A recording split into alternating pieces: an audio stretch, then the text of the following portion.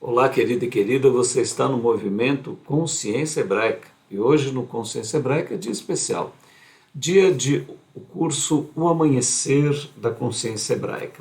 Nós estamos no episódio de número 81, hoje é dia 28 de agosto de 2022 e o tema que nós estamos abordando agora é Moisés, uma tipificação do Messias, a Torá, o Êxodo e a Terra Prometida.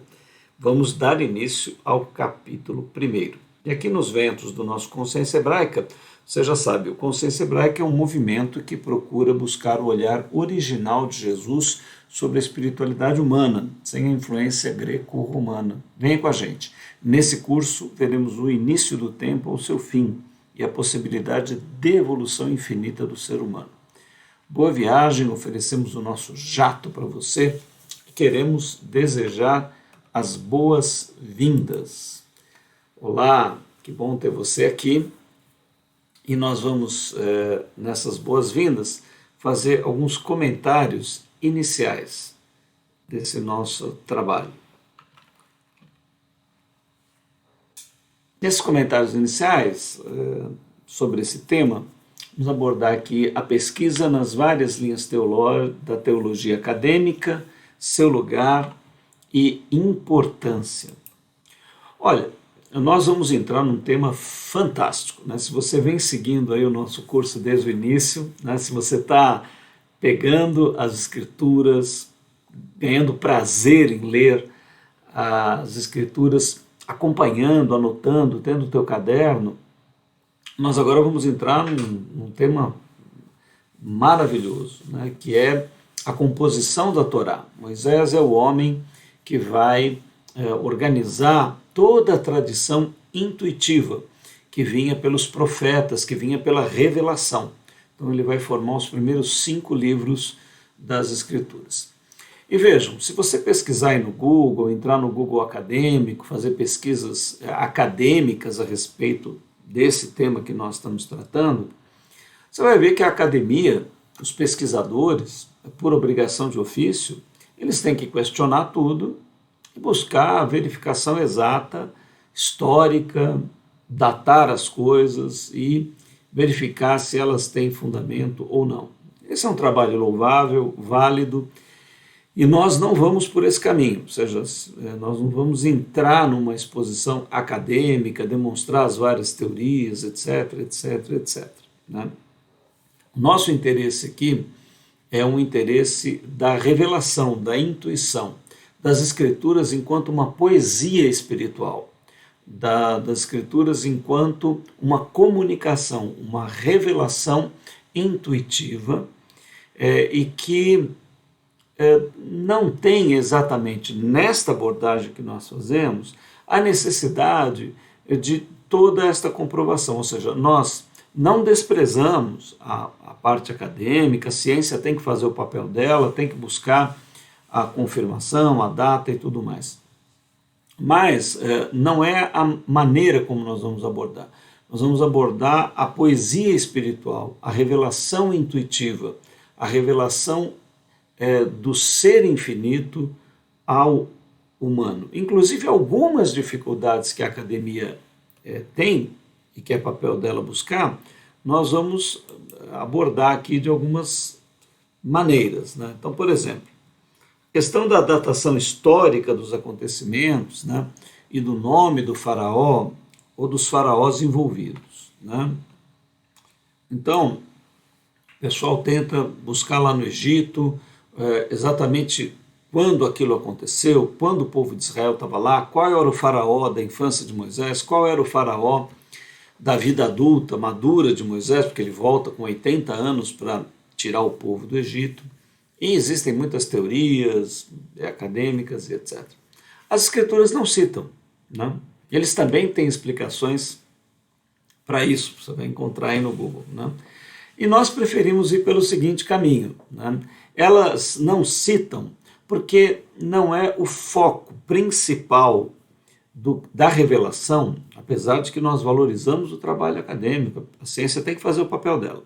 Mas na abordagem espiritual, intuitiva, que nós estamos fazendo aqui, é providencial que não tenha uma citação de datas, porque isso não é um manual técnico, né?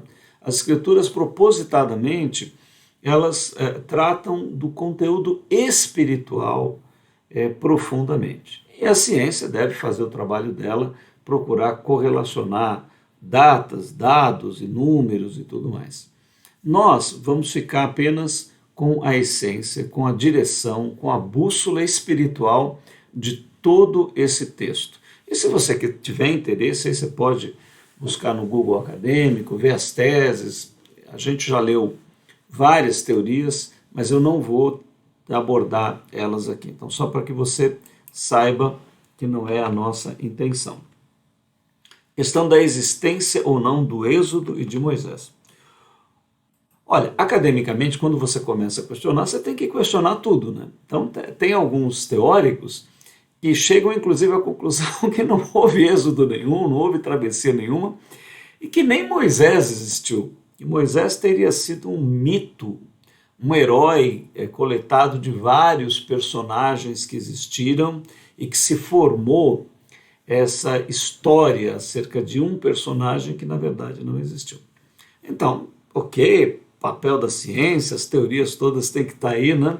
Mas é por isso que nós não vamos por esse caminho, né, de olhar todas essas teorias. Nós vamos ver o sentido espiritual, não propriamente o sentido histórico, numerológico, das quantificações, como você vai ver aí, etc, etc, etc. Nós vamos buscar a intuição do texto. É importante que você saiba essa abordagem. Questão da numeração dos hebreus e sua multiplicação para o Êxodo. Essa é outra polêmica, né? Ah, mas como? Eles eram lá 72 almas e tem contagens que falam em 3 milhões e poucos de hebreus, como que em 400 anos isso é possível, né? Então isso não bate, não é correto, né? Bom, tem gente que comprova isso, tem gente que refuta isso, né? E é bom que seja assim, mas também não é, nós não vamos nos importar com isso, né? Eu estou fazendo esse alinhamento com você, porque se você tiver interesse nesse tipo de informações, então você vai no Google Acadêmico, vai nas teses de mestrado, doutorado das áreas de teologia, você vai encontrar todo esse material que eu queria que você soubesse que isso existe, mas não é o que nós vamos abordar e eu queria te avisar disso, né? Muito bem, e agora então, seja bem-vindo ao nosso maravilhoso teatro espiritual aqui, onde nós vamos ver Moisés, a Torá, o Êxodo e a Terra Prometida. Então a figura de Moisés você conhece bem, aqui ele é que vai compor os primeiros 5 livros, né? A Torá é o mesmo que o Pentateuco. Se você abrir a tua Bíblia e pegar aí os primeiros 5 livros, né, que é Penta, lembra aí do Brasil, pentacampeão, né? Penta é 5. Então, os primeiros 5 livros de qualquer Bíblia cristã é a Torá, chamados livros fundamentais da lei hebraica. Então, aqui nós temos a Torá e vamos ver toda a simbologia aqui do Mar Vermelho, da travessia e a famosa Terra Prometida, né? Então, são os grandes temas que nós vamos ver aqui na vida de Moisés. Vamos lá? Vamos dar início?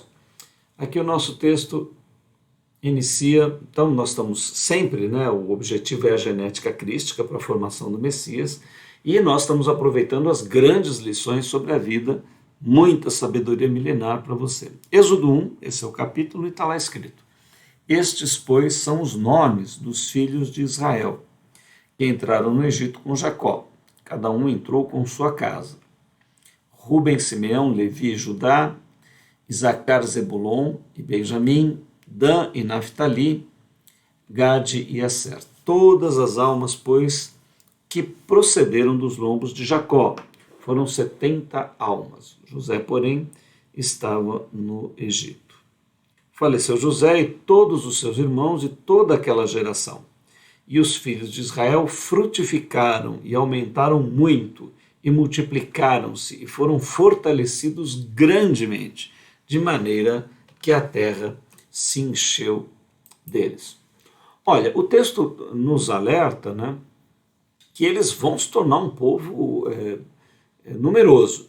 Então, Deus providenciou aí a condição do nascimento de filhos, das crianças não morrerem, das pessoas se multiplicarem.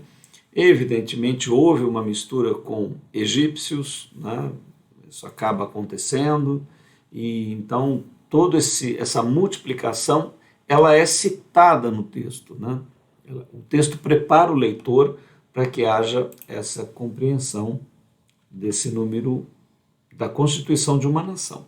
E levantou-se o novo rei sobre o Egito que não conhecera a José, o qual disse ao seu povo: eis que o povo dos filhos de Israel é muito e mais poderoso do que nós. Então você percebe que mesmo os egípcios aqui confirmam essa multiplicação assombrosa dos hebreus, né? Então eles têm uma cultura muito forte. Então, os egípcios lá que foram se misturando, foram se tornando hebreus de essência, de espírito, e o povo foi multiplicando. Israel, evidentemente, com uma direção espiritual de não mistura com outros povos, né, devido à genética crística, mas isso acabava acontecendo, com uma direção, uma certa direção de Deus em tudo, isso, o arbítrio humano também, e todo esse caldo, né, que acaba acontecendo. Êxodo 1 está aqui, ó. Eia, usemos de sabedoria para com eles, para que não se multipliquem, e aconteça que, vindo guerra, eles também se ajuntem com nossos inimigos e pelejem contra nós, e subam da terra. E puseram sobre eles maiorais de tributos, para os afligirem com suas cargas, porque edificavam a Faraó cidades armazéns, Pitom e Ramsés. Quanto mais os afligiam, tanto mais se multiplicavam, tanto mais cresciam, de maneira que se enfadavam por causa dos filhos de Israel. Você vê que quando Deus está num negócio, né, não adianta. O pessoal ficou preocupado e aí começou uma opressão. Taxação, procurando prejudicar financeiramente o povo, né, cobrando impostos excessivos, e escravizando e tomando a mão de obra, mas de toda maneira os israelitas se multiplicavam e iam crescendo. E os egípcios faziam servir os filhos de Israel com dureza, assim que lhes fizeram amargar a vida com dura servidão, em barro e em tijolos, e com todo o trabalho no campo, e com todo o seu serviço, em que os obrigavam com dureza. E o rei do Egito falou às parteiras das hebreias, das quais o nome de uma era Sifrá e da outra Puá. E disse: quando ajudardes a dar à luz as hebreias e as virdes sobre os assentos, se for filho, matai-o, mas se for filha, então viva. Ora, esse pedido aqui é interessante, né? Estranho até, porque, tudo bem, os meninos poderiam servir para a guerra, né? Mas eles também serviam como mão de obra. Será que as mulheres prestavam um serviço tão grande? Ou já o número deles era tão grande que a preocupação era a guerra e eles queriam continuar com a escravidão e etc. Né? Fica aí, mas eles tomam essa decisão cruel de matar os meninos que nascessem, né? As parteiras, porém, temeram a Deus e não fizeram como o rei do Egito lhes dissera, antes conservavam os meninos com vida. Então o rei do Egito chamou as parteiras e disse: por que fizeste isto, deixando os meninos com vida? E as parteiras disseram ao faraó: é que as mulheres hebreias não são como as egípcias, porque são vivas e já têm dado à luz antes que a parteira venha a elas. Portanto, Deus fez bem às parteiras e o povo se aumentou e se fortaleceu muito. E aconteceu que, como as parteiras temeram a Deus, ele estabeleceu-lhes casas. Então ordenou ao faraó, a todo o seu povo, dizendo: a todos os filhos que nascerem lançareis no rio, mas a todas as filhas guardareis com vida. E foi um homem da casa de Levi e casou com uma filha de Levi. E a mulher concebeu e deu à luz um filho, e vendo que ele era formoso, escondeu-o 3 meses. Não podendo, porém, mais escondê-lo, tomou uma arca de juncos e a revestiu com barro e betume, e pondo nela o menino, a pôs nos juncos, à margem do rio. Bom, estamos assistindo aqui o nascimento de Moisés, né?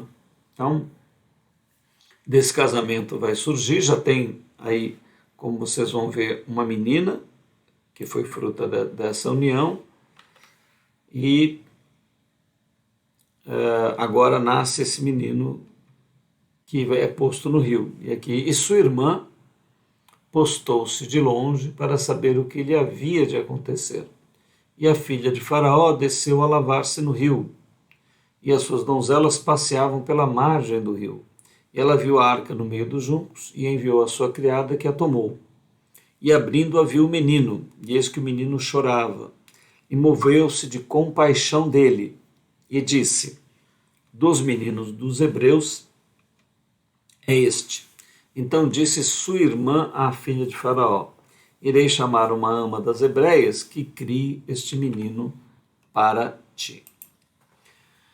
Então olha que interessante, né? A providência divina. A filha de Faraó vai se banhar nas águas do rio, estava ali e vê aquele cesto, abre, e quando ela olha a criança, algo acontece no seu coração. Então aí entra aquele toque do Espírito da divindade, e o coração dela se enche de compaixão pela criança, e a irmã do Moisés, que estava por ali perto, disse: olha, tem uma hebreia aqui que tem como amamentá-lo, cuidar dele, por que você não fica com o menino e ela cuida do menino para você?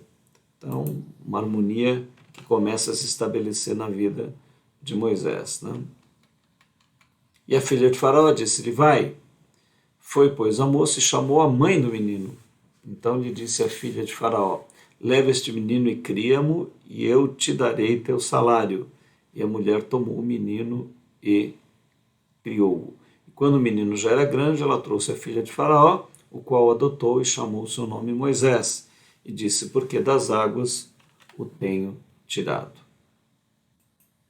Parece que Moisés mesmo tem uma origem egípcia. Essa palavra Moi, né, Moisés, é usada em vários títulos, inclusive de Faraó, vocês podem dar uma pesquisada aí. E aqui nós vemos a providência divina, né, que é a própria mãe do menino é chamada, o menino não morre, e ainda ela recebe um pagamento por cuidar da criança que era sua. E aqui nós vamos ver então Moisés com a oportunidade de estar entre o seu povo, mas assim que ele desmama, a mãe leva para a filha de Faraó, e ele então vai ser educado na corte egípcia. Aí nós vemos uma direção, como vimos agora na vida de José, né? A divindade conduzindo essa linha, este fio, e colocando as pessoas nos lugares, dando oportunidade para que elas ocupem posições, recebam formação e etc.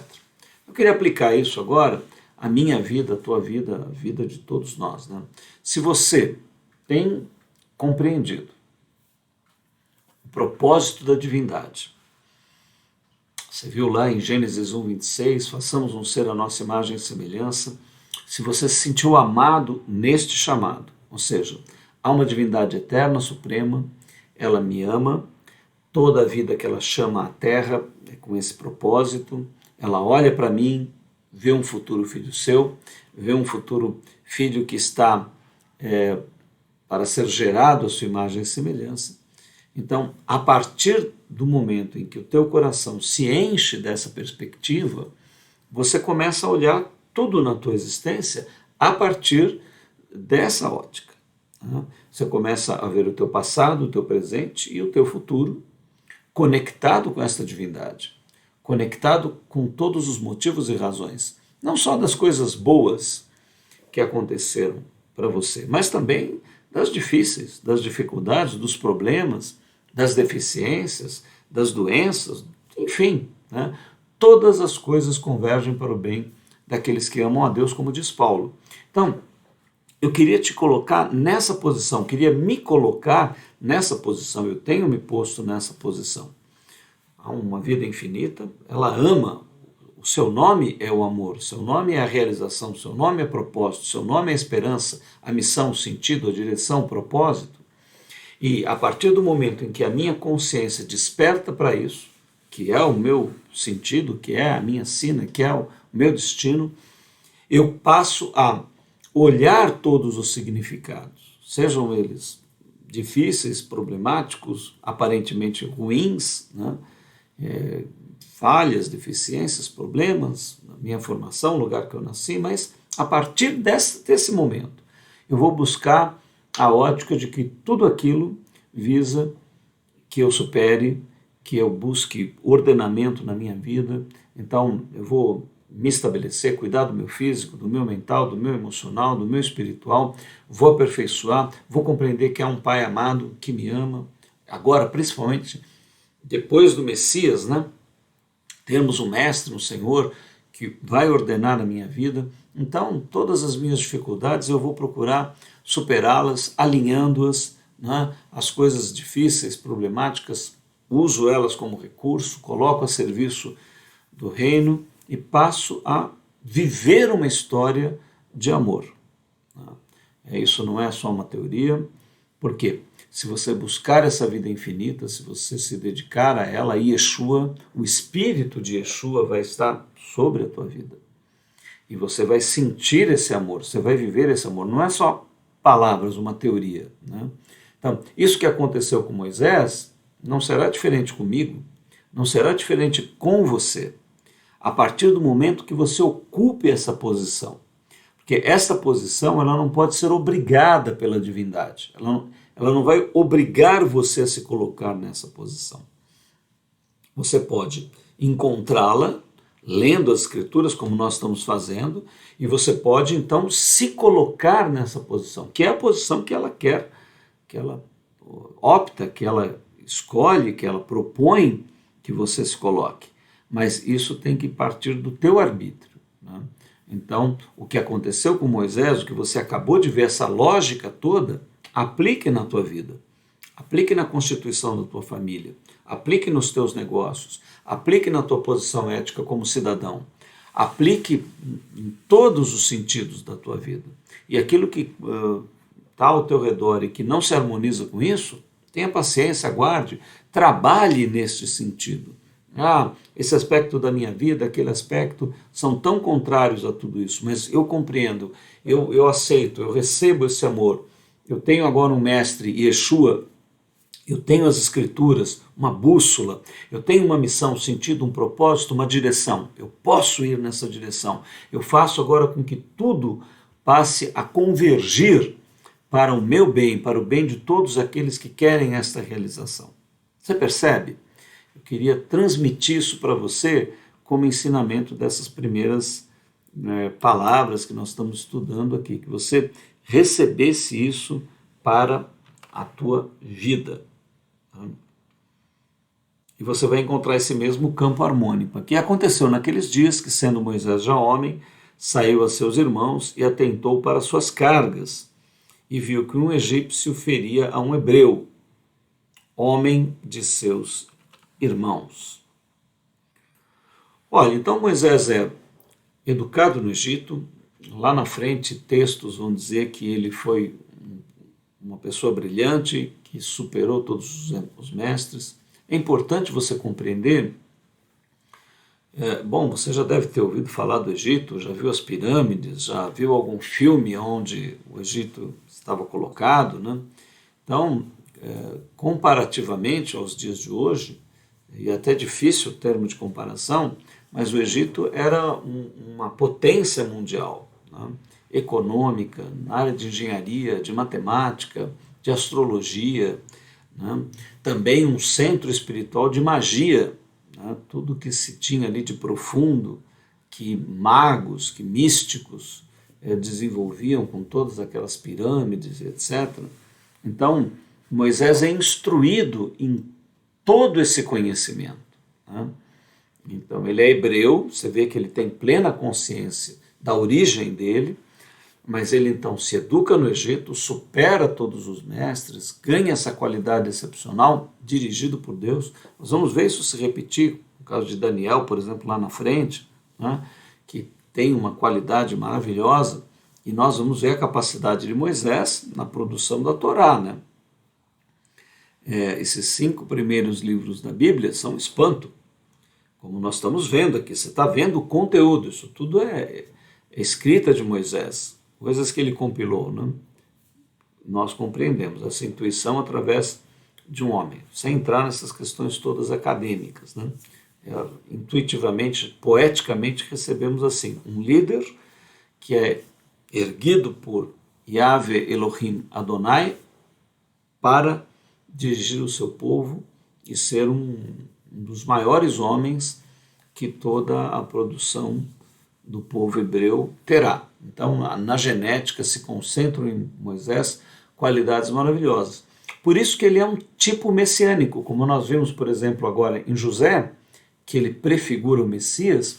Moisés vai prefigurar também essa figura messiânica, que ele vai instruir o povo, ele vai salvar o povo, ele vai tirar o povo do Egito.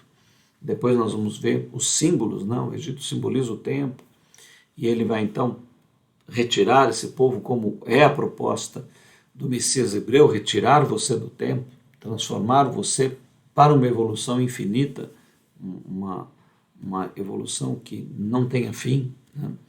Então Moisés representa todas essas coisas. E o Egito era essa capital mundial, essa força política, econômica, de organização social, de magia, de matemática, de astrologia, uma força bélica com exércitos, e até hoje as pirâmides estão aí desafiando, né, a inteligência e o conhecimento humano com coisas impressionantes, maravilhosas que o Egito a cada dia descobre. Então é importante você entender esse contexto para compreender que Deus usa tudo isso, ele mesmo dá tudo isso para os egípcios, né? Ele no fundo está como pano de todas as coisas, né? E ele coloca o seu filho Moisés ali para aprender, para superar, para ter um entendimento, e depois ele usa tudo isso na escrita da Torá, nos símbolos, e de uma maneira única, porque o Egito não consegue se estabelecer como nação, com muita dificuldade. A gente vê até hoje aí, e vemos o que acontece com Israel, né? Como Israel, a partir dali, evolui, cresce, se desenvolve, e até hoje desenvolve coisas espantosas. Então, tudo isso é colocado no Egito, através de Moisés, e depois elevado ainda mais. E uma coisa impressionante, que Moisés consegue retirar as coisas mais valorosas do Egito, mas não é influenciado pelos deuses egípcios, não é influenciado por toda a idolatria, por tudo que acontece ali. Ele vai receber a intuição de Yahvé Elohim Adonai, dando uma ótica completamente nova e diferente para o povo hebreu. Então, nesse momento, olha, ele sabendo das suas origens, então ele vê aqui a escravidão, vê as cargas, vê que o egípcio feriu um hebreu, e ele então olhou de um lado, olhou do outro, e vendo que não havia ninguém ali, matou o egípcio e escondeu na areia. E tornou a sair no dia seguinte, e eis que 2 homens hebreus contendiam, e disse ao injusto: por que feres a teu próximo?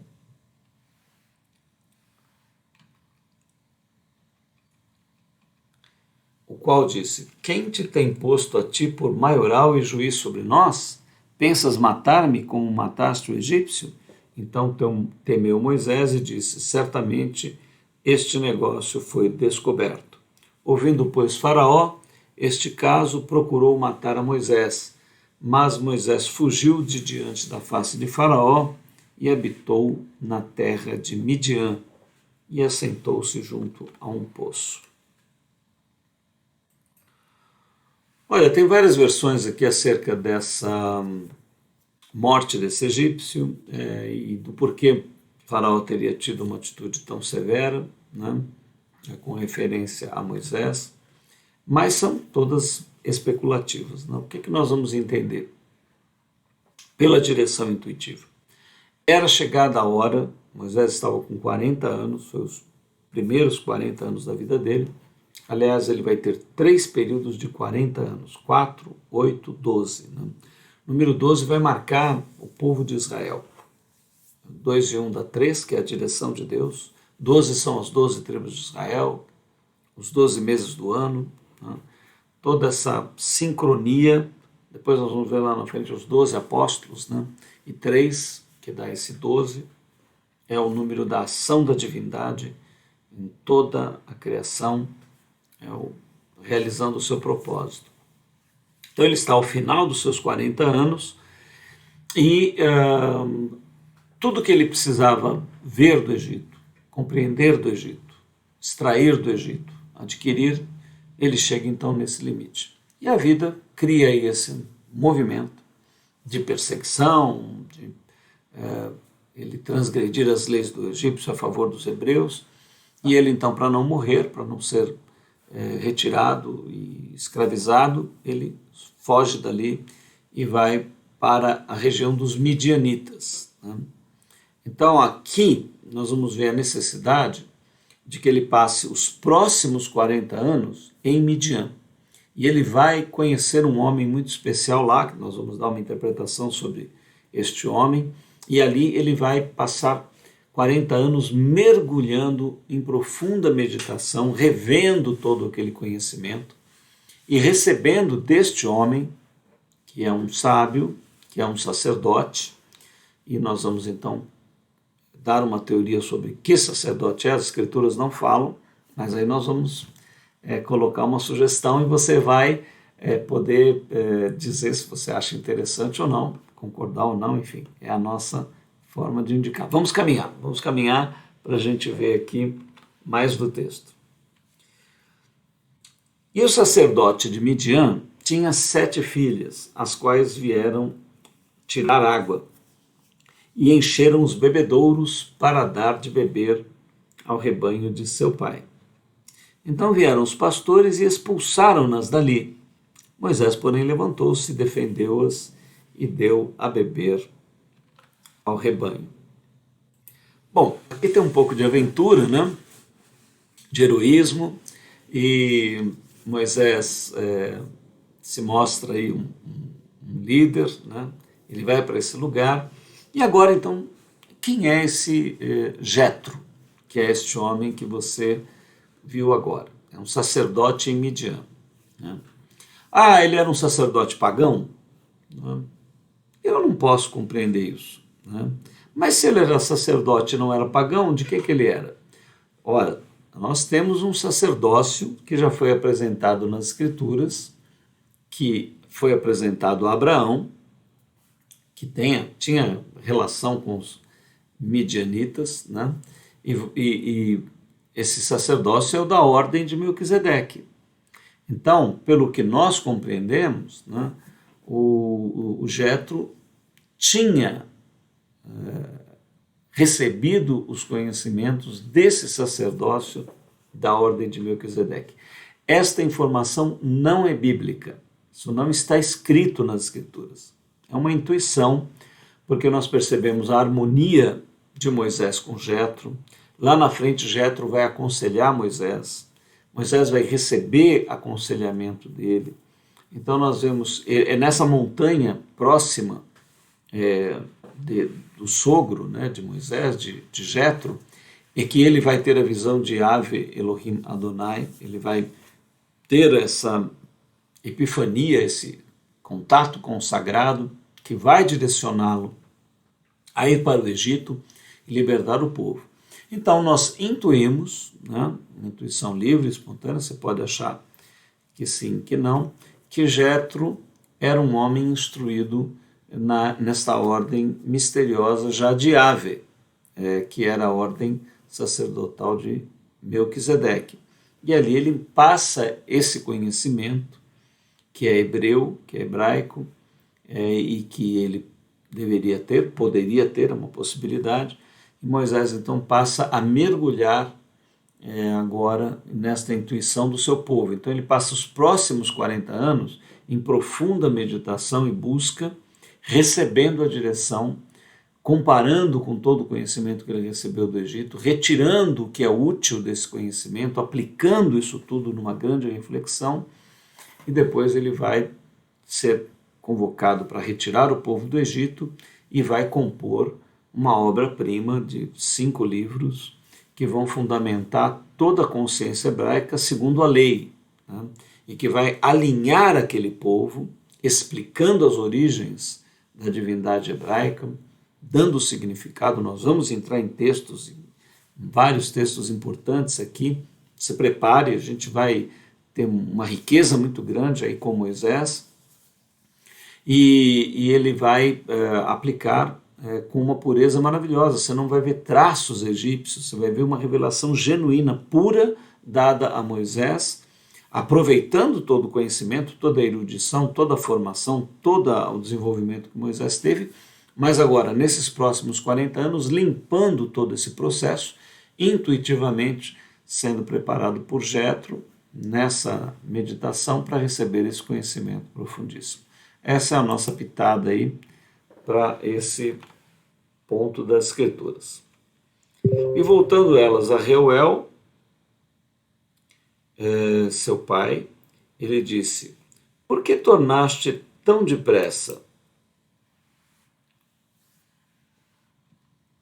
E elas disseram: um homem egípcio nos livrou da mão dos pastores e também nos tirou água em abundância e deu de beber ao rebanho. E disse às suas filhas: e onde está ele? Por que deixaste o homem? Chamai-o para que coma pão. E Moisés consentiu em morar com aquele homem. E ele deu a Moisés sua filha Zípora. Olha, bom, aqui muito resumido, né? Essa história de unidade que acontece entre Moisés e Jetro, e ao final o parentesco, né? Porque uma das filhas de Jetro acaba sendo dada em casamento a Moisés, né? Tinha 7 filhas. Você já pensou? Inclusive elas acabam fazendo todo o serviço, faltava realmente um varão ali que pudesse apoiar Jetro, né? E ele fica contente, ele vê ali uma direção naquele homem que está lá, e eles então têm comunhão, se aparentam, e começa a ver todo um movimento na vida de Moisés completamente diferente, ali no pastoreio de ovelhas, né? Moisés vai se tornar pastor e vai se tornar uma coisa importante, né? Jetro é sacerdote, então ele exercia esse sacerdócio. Moisés certamente acompanhou o seu sogro, por isso que entendemos que devia ser sacerdócio segundo a ordem de Melquisedeque, apesar que isso não está nas Escrituras, é apenas uma sugestão. A qual deu à luz um filho, e lhe chamou o seu nome Gerson, porque disse: peregrino fui em terra estranha. E aconteceu depois de muitos dias que, morrendo o rei do Egito, os filhos de Israel suspiraram por causa da servidão e clamaram, e o seu clamor subiu a Deus por causa da sua servidão. E ouviu Deus o gemido, e lembrou-se Deus da aliança com Abraão, Isaque e Jacó. E viu Deus os filhos de Israel e atentou para a sua condição. Olha, muito sofrimento aqui, né? O povo hebreu sendo escravizado, suspirando. É importante a gente frisar bem isso, porque daqui a pouco, né, quando eles forem libertos, vão se esquecer disso, né? E vão começar a se levantar contra aqueles que estão tirando eles de lá, né? Deus e Moisés, né? Então é triste, é importante nós lembrarmos bem das nossas angústias, dos nossos sofrimentos, daquilo que acomete a nossa vida, quando nós levantamos a mão para Cristo, quando a nossa vida é transformada, quando nós recebemos a paz, né? Às vezes nós podemos começar a esquecer e a querer voltar para a angústia de onde nós somos resgatados. Né? Que isso nunca aconteça com nenhum de nós, mas é uma possibilidade. Então aqui nós vemos esse movimento de Deus. Né? E uma coisa importante, né? Vocês veem que tudo está sendo preparado para chegar o tempo de Israel subir da terra do Egito e ser constituída a nação hebraica. Então você está vendo agora o nascimento da grande nação que será Israel. Né? Abraão, Isaque e Jacó. Jacó é esse símbolo muito forte, com 4 esposas. Começa essa multiplicação. José vão para o Egito. Você está entendendo agora todo esse ritmo da história. Agora a grande preparação de um grande líder que vai estabelecer os fundamentos da civilização hebraica, que já existia. Veja, eles estão sendo sustentados desde Adão, por uma intuição, por uma revelação, por um sentido profético. Né? Agora, você está vendo o nascimento da segunda grande coluna de Israel. Uma delas é a profecia, é a revelação, ou seja, desde Adão começou-se a ter uma intuição de uma divindade misteriosa, estranha, mística, que se revelava àquele povo, estranha no sentido de ser diferente de todos os deuses, né? Ela não permitia que se criasse imagens, ela tinha uma maneira de se relacionar completamente diferente. Isso tudo pela revelação, fenômeno profético, intuitivo. Agora você vai ver o surgimento da lei. Né? A lei, pelo fenômeno profético, será revelada. Né? Depois, futuramente, nós vamos ter aí o reinado estabelecido. Quando chegar lá na frente, vamos ver esse outro fundamento importante para você ir montando, ir entendendo. E o sacerdócio, né? Que vai ser o que vai guardar a lei. São os 4 grandes fundamentos para você compreender a estrutura hebraica. Vamos lá, que a gente vai caminhar para entender tudo isso. E apacentava Moisés o rebanho de Jetro, seu sogro, sacerdote em Midian, e levou o rebanho atrás do deserto. E chegou ao monte de Deus, a Horebe, e apareceu-lhe o anjo do Senhor em uma chama de fogo, do meio de uma sarça, e olhou, e eis que a sarça ardia no fogo, e a sarça não se consumia. Bom, é chegado o grande momento da revelação máxima que Moisés vai ter depois desses quase 40 anos, apacentando ovelhas, meditando, desenvolvendo a intuição hebraica como um profeta que era. E é chegado o momento em que ele vai receber essa visão maravilhosa. Né? E aqui nós vemos, né, o anjo do Senhor em uma chama de fogo. Importante a gente entender que a divindade hebraica, e agora neste estudo nós vamos dar as dimensões dela. Né?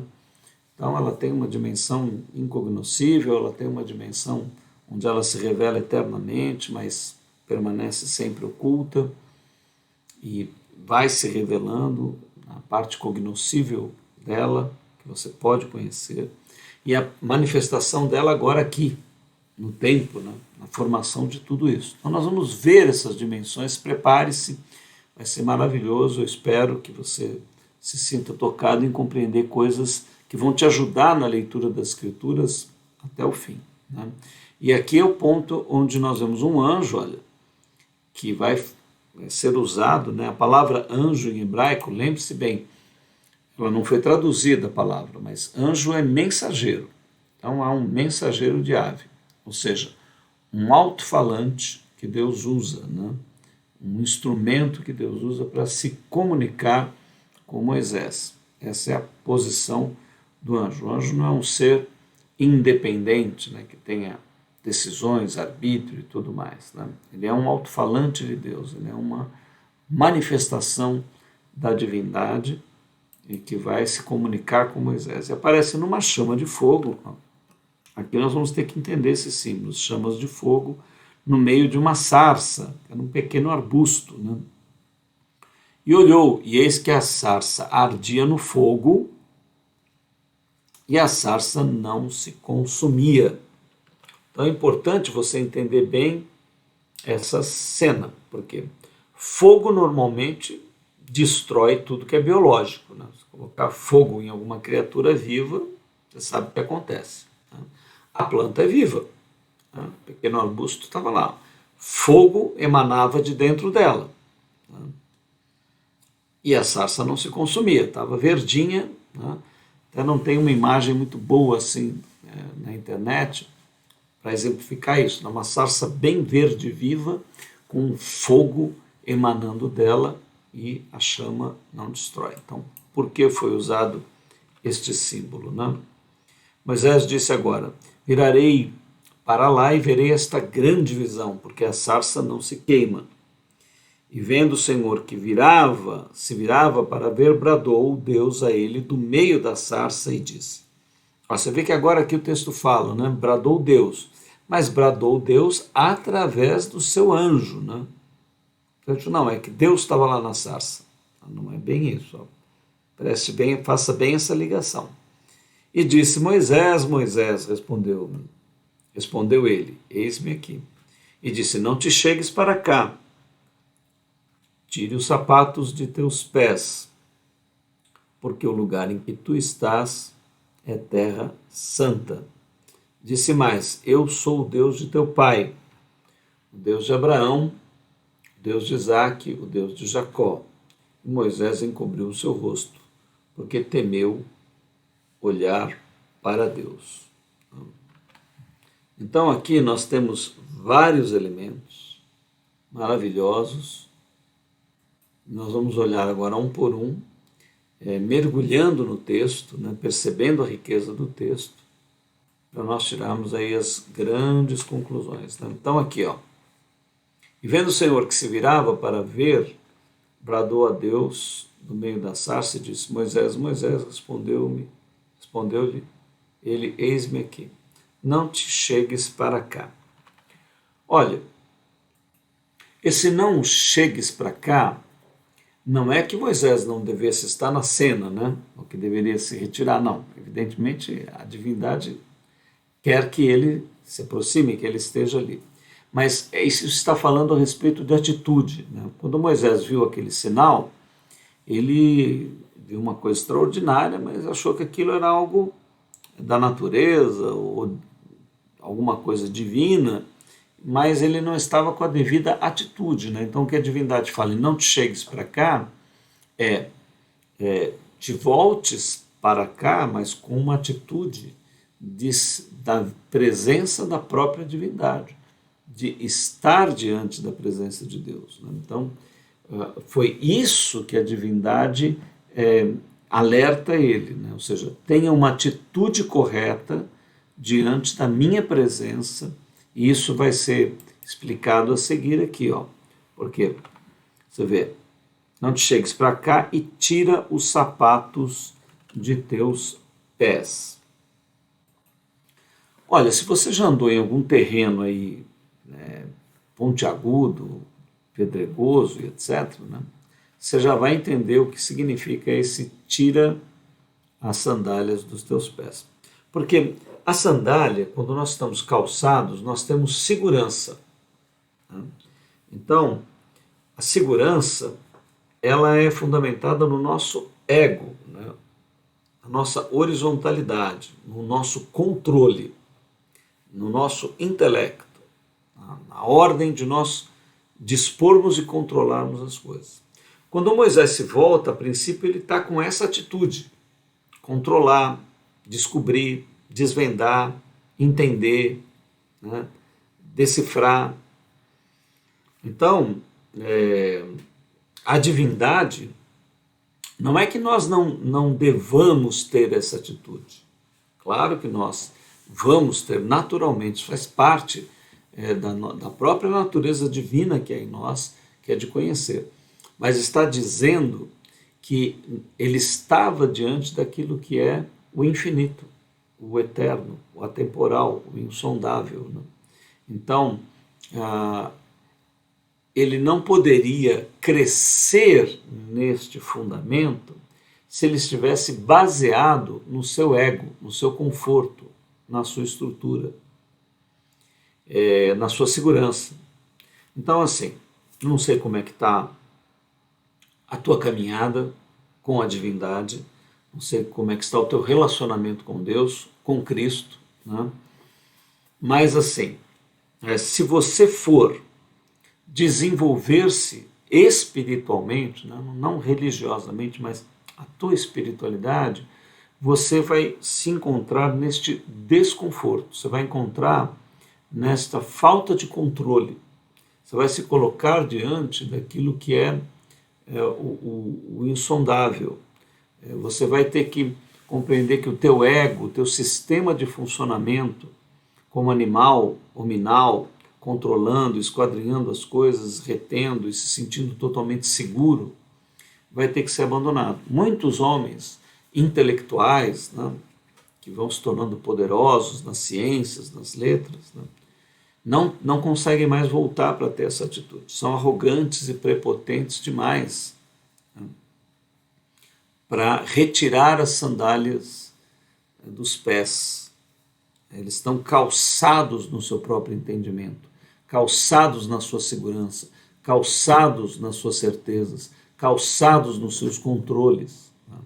Aí não é o caso de colocar as sandálias da humildade, né? Tirar as sandálias, né, para a humildade, ou seja, se colocar diante da divindade, compreendendo que ao se tornar como um menino, como uma criança, né, ao estar totalmente acessível, ao perder o controle de si, ao entregar o controle nas mãos da divindade, é que você vai fluir e crescer nela, né? Então, se você está conhecendo a Cristo, se você está conhecendo ao nosso Pai Celestial, Yahvé Elohim Adonai, saiba que é na dependência dele, é na entrega a ele, é na fé, é na busca de uma total harmonia com ele, é você se sentindo como criança, como alguém que depende do teu Criador. Esta é a relação que vai enriquecer o teu interior. E nós na vida, a gente busca controle, busca poder, busca nosso ego, intelecto, esquadrinhar, né? E não é essa atitude. Então, quando Moisés se vira, Deus vê tudo isso nele, né? Porque era um homem de ciência, era um homem de conhecimento, era um homem de entendimento, era um homem de liderança. E Deus o adverte: olha, agora é campo novo, Moisés. Tira a sandália dos teus pés. Fique frágil na minha presença. Doe-se. Fique flexível. Fique como uma criança. Confie. Entre com fé na minha presença. Que eu vou encher você. Eu vou dirigir você. Eu vou aconchegar você. Eu vou guardar você. Eu vou cuidar de você. Eu sou o teu Deus. E não o contrário. Então aqui você já deu para entender por que tirar os calçados, né? E olha, o lugar em que estás é terra santa. Então isso é muito importante, né? O que é sagrado na tua vida? Há uma terra sagrada dentro de você? Há uma terra sagrada fora de você na tua vida? O teu casamento, a tua relação familiar, os teus negócios, a tua vida cotidiana, né? Há o sagrado? Você olha para uma árvore, olha para uma criança, olha para a cidade, olha para o mundo, olha para a história, olha para o céu, olha para as estrelas. E tudo isso é terra sagrada? Você está em terra santa? Tá? Ou você só está em terra profana? Tudo é interesse, tudo é dinheiro, tudo é negócio, tudo é horizontal, tudo é temporário, tudo é para agora, tudo é para já, tudo é para você se sentir e só para você, para o teu ego horizontal, né? Então, é exatamente isso que o texto está colocando para nós. Você vê que o texto vai aprofundando e nos deixando cada vez mais na qualidade correta. Disse mais: eu sou o Deus de teu pai, o Deus de Abraão, o Deus de Isaque, o Deus de Jacó. Moisés encobriu o seu rosto e temeu olhar para Deus. Bom, Moisés percebe que aquele ser, então, é a divindade dos seus antepassados, né? Você percebe aqui a genética. Eu sou o Deus da genética, eu sou o Deus que vem de Adão, eu sou o Deus de Abraão, Isaque e Jacó, eu sou o Deus de Israel. Então Moisés vai passar por uma nova dimensão. Ele ainda não entendeu muito bem por que do povo hebreu, por que ele é a pessoa que foi formada no Egito, agora está ali. Moisés ainda está atônito, né? E nós também agora acompanhando essa história, né? Vendo o que vai se revelar a ele. Por quê? O que vai se revelar a ele vai se revelar a mim e a você. Nós vamos caminhar juntos nessa revelação maravilhosa. Porque a verdade que ele vai receber é a mesma verdade que nós vamos receber. Porque nós vamos ser enxertados nessa videira. Você vai se tornar hebreu. Você vai ser filho de Abraão, filho de Isaque, filho de Jacó. Você vai compreender o propósito da divindade. Você vai compreender Yeshua. Ele vai dar o sentido a você. Tudo isso vai acontecer comigo e com você à medida que nós vamos agora acompanhar essa história incrível que está acontecendo aqui na Bíblia. Muito bem, querido. Nós fizemos uma boa jornada e vamos encerrar por aqui. Nós somos um movimento Consciência Hebraica. Espero que esse capítulo te entusiasme, que você tenha um grande encontro com Yahvé, Elohim, Adonai. E nós estamos no Telegram, no YouTube. Inscreva-se aqui no canal, indique o nosso canal para alguém, passe para alguém que você ama, gosta, queira que conheça as escrituras. Deixe o seu like também, dá um positivo para a gente, faça algum comentário. Nós, além de estarmos no YouTube, também estamos no Telegram, estamos melhorando as nossas redes, Instagram, Facebook, você pode nos encontrar lá. Nós somos um movimento Consciência Hebraica e desejamos que a paz de Deus, né, que a graça, que o entendimento, que esse sentido profundo que vamos conhecendo nas Escrituras se faça na tua vida e que você multiplique isso de uma maneira maravilhosa. Até o nosso próximo encontro.